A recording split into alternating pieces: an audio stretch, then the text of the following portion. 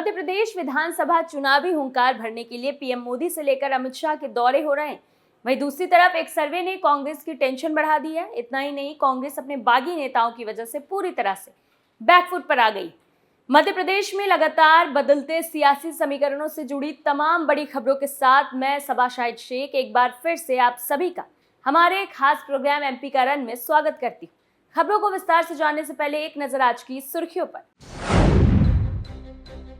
PM Modi ने शुरू किया एमपी में चुनावी दौरा, रतलाम से कांग्रेस को ललकारा। एमपी में अमित शाह की हुंकार, गिनाए कमलनाथ के घोटाले, बोले इतनी उम्र हो गई पेट नहीं भरा क्या। कांग्रेस को अपनों ने ही दिया धोखा, 39 बागियों को पार्टी से निकाला बाहर। कांग्रेस के रामलाल मालवीय की अफसरों को धमकी, बोले जिसके पीछे पड़ता हूं उसे छोड़ता नहीं। एमपी में वोटिंग से ठीक पहले कांग्रेस के साथ हो गया खेल, पलट गई बाजी, सर्वे ने दिखाया हकीकत। पहली खबर में बात करेंगे पीएम मोदी के धुआंधार प्रचार की। दरअसल मध्य प्रदेश विधानसभा चुनाव को भाजपा पूरी तरह से एक्टिव मोड में आ गई है। बीजेपी विधानसभा चुनाव प्रधानमंत्री नरेंद्र मोदी के चेहरे पर लड़ रही। यही वजह है कि अधिकतर विधानसभा क्षेत्रों में प्रचार के दौरान प्रत्याशी के बजाय मोदी के नाम को प्राथमिकता दी जा रही है। एमपी के मन में बसे मोदी और मोदी के मन में एमपी, चुनावी गीत के साथ मोदी के नाम पर कमल के फूल को वोट देने की अपील की जा रही है। भाजपा की चुनावी नैया पार लगाने के लिए मध्य प्रदेश में प्रधानमंत्री नरेंद्र मोदी के धुआंधार चुनावी दौरे होने वाले हैं, जिसकी शुरुआत रतलाम से हो चुकी है, जहां पर पीएम मोदी ने कांग्रेस पर जमकर हमला बोला और साथ ही कहा है कि कांग्रेस सिर्फ झूठी घोषणाएं करती। दरअसल प्रचार थमने तक 11 दिनों में मोदी प्रदेश में 14 चुनावी रैलियों को संबोधित करेंगे। इस बीच वो 14 नवंबर को इंदौर में एक रोड शो भी करेंगे। मोदी की पहली रैली रतलाम में हुई और आखिरी सभा प्रचार थमने वाले दिन 15 नवंबर को सुबह 11 बजे बैतूल में आयोजित की जाएगी।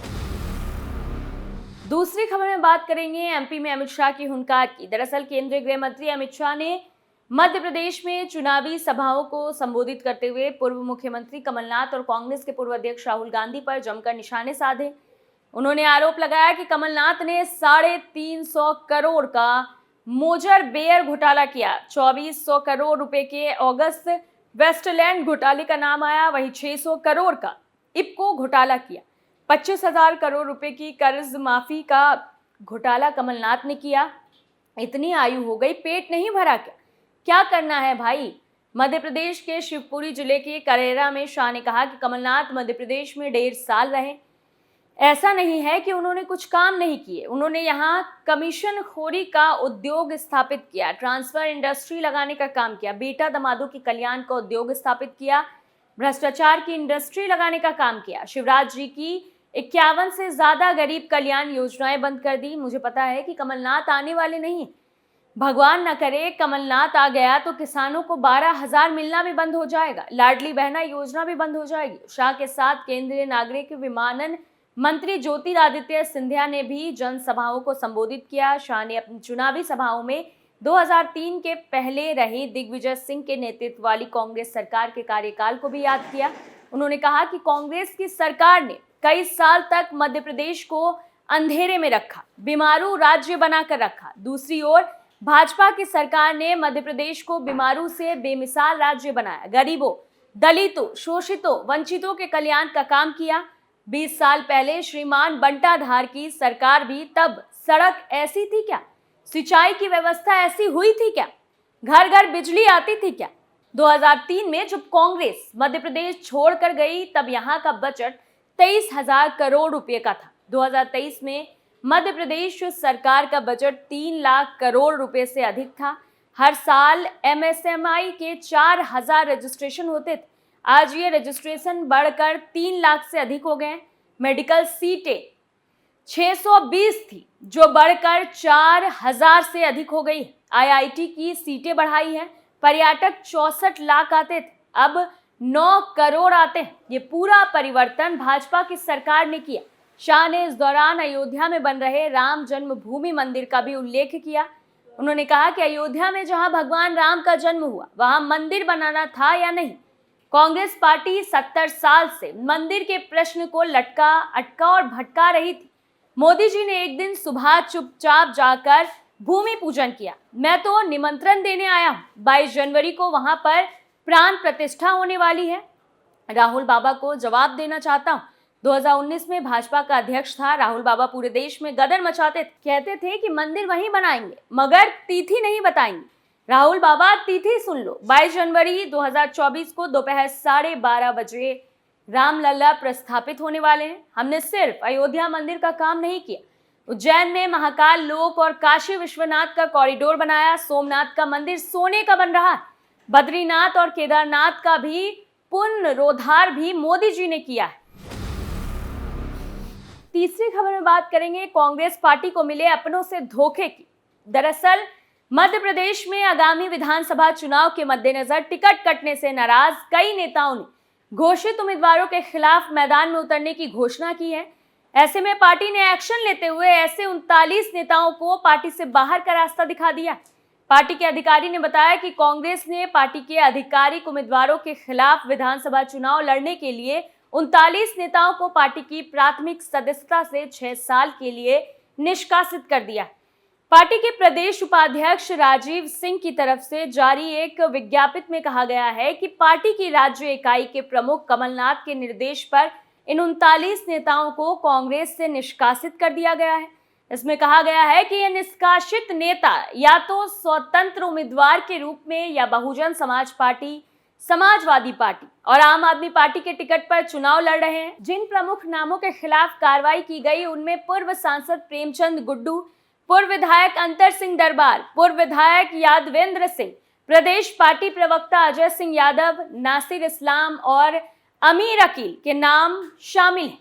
दरअसल ये सभी नेता टिकट कटने से नाराज थे। उम्मीदवार ना बदले जाने पर इन्होंने घोषित प्रत्याशियों के खिलाफ मैदान में उतरने का ऐलान किया था। आपको बता दें कि 230 सदस्यीय मध्य प्रदेश विधानसभा के लिए 17 नवंबर को चुनाव होंगे, जहां सत्तारूढ़ भारतीय जनता पार्टी सत्ता में बने रहने का प्रयास कर रही है। वहीं विपक्षी कांग्रेस बीजेपी को सत्ता से बाहर करने के लिए पूरा जोर लगा रही है। चौथी खबर में बात करेंगे कांग्रेस विधायक की उस धमकी की जिसने सियासी हंगामा खड़ा कर दिया है। दरअसल उज्जैन जिले की घटिया विधानसभा से विधायक और कांग्रेस प्रत्याशी रामलाल मालवीय का एक वीडियो वायरल हो रहा है। इसमें रामलाल मालवीय मंच से लोगों को संबोधित कर रहे हैं। उन्होंने अधिकारियों को मंच से चेतावनी भी दे डाली। विधायक मंच से आरोप लगा रहे हैं कि प्रशासनिक और पुलिस अधिकारी भाजपा प्रत्याशी के दबाव में किसी पर भी प्रकरण दर्ज कर रहे हैं, किसी को भी जिला बदर कर रहे हैं। मालवीय ने अधिकारियों से कहा कि कब तक करोगे, 17 नवंबर के बाद कुछ नहीं कर पाओगे, ज्यादती करना बंद करो, हमारी भी जुबान है। रामलाल बोलता नहीं तो इसका मतलब ये नहीं कि बोलना नहीं आता। रामलाल मालवीय जिसके पीछे पड़ जाता है उसे छोड़ता नहीं। वायरल वीडियो को लेकर विधानसभा क्षेत्र में चर्चाओं का दौर तेज है। वहीं पांचवी और आखिरी खबर में बात करेंगे उस सर्वे की जिसने कांग्रेस की नींद उड़ा दी। दरअसल मध्य प्रदेश में 17 नवंबर को सभी 230 सीटों पर वोटिंग होनी है। इसके बाद 3 दिसंबर को सभी अन्य राज्यों के साथ नतीजों का ऐलान किया जाएगा। बीजेपी और कांग्रेस के बीच मुख्य तौर पर लड़ाई है। पिछले कुछ महीनों में कई टीवी चैनलों और सर्वे एजेंसियों के ओपिनियन पोल सामने आए हैं जिसमें ज्यादातर में कांग्रेस की सरकार बनती दिख रही है। लेकिन वोटिंग से ठीक पहले अब सामने आए लेटेस्ट सर्वे में बाजी पलट गई। India TV CNX opinion poll में बीजेपी बहुमत का आंकड़ा पार कर रही। ओपिनियन पोल में सामने आया है कि मध्य प्रदेश की कुल 230 सीटों में बीजेपी को 119 सीटों पर जीत मिल सकती, यानी कि बहुमत का आंकड़ा पार करती दिख रही। 2018 में हुए पिछले विधानसभा चुनाव में बीजेपी ने 109 सीटों पर जीत हासिल की थी। वहीं कांग्रेस की बात करें तो पार्टी को 107 सीटों पर जीत मिलने की उम्मीद है। वहीं 5 साल पहले पार्टी को 114 सीटों पर जीत मिली थी। सर्वे में 4 सीटें अन्य के खाते में जा रही है। वोट शेयर की बात करें तो उसमें भी बीजेपी बाजी मार सकती। बीजेपी को 46.33% वोट मिल सकते हैं, जबकि कांग्रेस को 43.24% वोट हासिल हो सकते हैं। इसके अलावा अन्य को 10.43% वोट जा सकते हैं। पिछले विधानसभा चुनाव की बात करें तो 2018 में बीजेपी को 41.02%, कांग्रेस को 40.89% और अन्य को 18.09% वोट मिले थे। इसके बाद कांग्रेस ने सरकार बनाई थी और कमलनाथ मुख्यमंत्री बने थे। हालांकि मार्च 2020 में ज्योतिरादित्य सिंधिया के अपने समर्थक विधायकों के साथ भाजपा में चले जाने के बाद कमलनाथ सरकार गिर गई थी और फिर से शिवराज सिंह चौहान मुख्यमंत्री बन गए। ताजा ओपिनियन पोल के मुताबिक बघेलखंड की 51 सीटों में बीजेपी को 29, कांग्रेस को 21 और अन्य को 1 सीट मिलने का अनुमान है। भोपाल की 24 सीटों में भाजपा 16 और 8 कांग्रेस जीत सकती है। चंबल की 19 सीटों में कांग्रेस 19 और बीजेपी 15 सीटों पर जीत दर्ज कर सकती है। महाकौशल में कुल 47 सीटें हैं, जिसमें से कांग्रेस 26, बीजेपी 19 सीट जीत सकती है। अन्य के खाते में यहां 2 सीटें जा सकती है। मालवा की 46 में बीजेपी 28, कांग्रेस 18 सीटें जीतने में कामयाब हो सकती है। निमान के इलाकों में कांग्रेस 15 और बीजेपी 12 सीट पर जीत हासिल कर सकती है। 1 सीट अन्य के खाते में भी जा सकती है। हमारे खास प्रोग्राम एमपी करंट में आज के लिए इतना ही। फिर हाजिर होंगे आपके सामने एमपी की बड़ी खबरों के साथ। तब तक के लिए देखते रहिए कैपिटल टीवी। नमस्कार।